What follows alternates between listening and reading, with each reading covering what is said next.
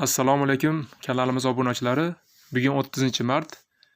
Navbatdagi buyurtmani Toshkent shahriga chiqarib yuboryapmiz. Mana buyurtmachimiz tomonidan ko'plab ko'chatlarga zakaz berildi.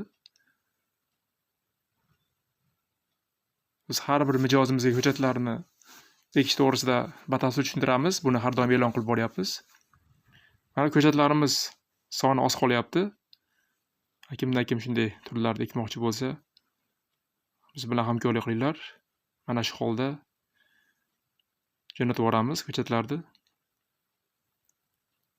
Mana ko'chatlar sanalgandan keyin albatta bularni taglari loylanib, salafanda taglarini yaxshi o'rab, tomirlarini ildizi shamollamasligi uchun shunday holatda buyurtmachiga jo'natamiz. Mana ko'rishlaringiz mumkin holatlarini. Mana shu holda jo'natamiz. Mana bundan shu paytda qilingan har bir harakat xudo xolasa ko'chatlar sifatli holda yetib boradi buyurtmachilarimizga. Mana maxsus korobkaga joylanadi. Mana shu holatda mana korobkalar ko'ryapsiz, yonlarini teshik qoldirganmiz, havo aylanib qolishi uchun. Sifatli holda yetib boradi ko'chatlar.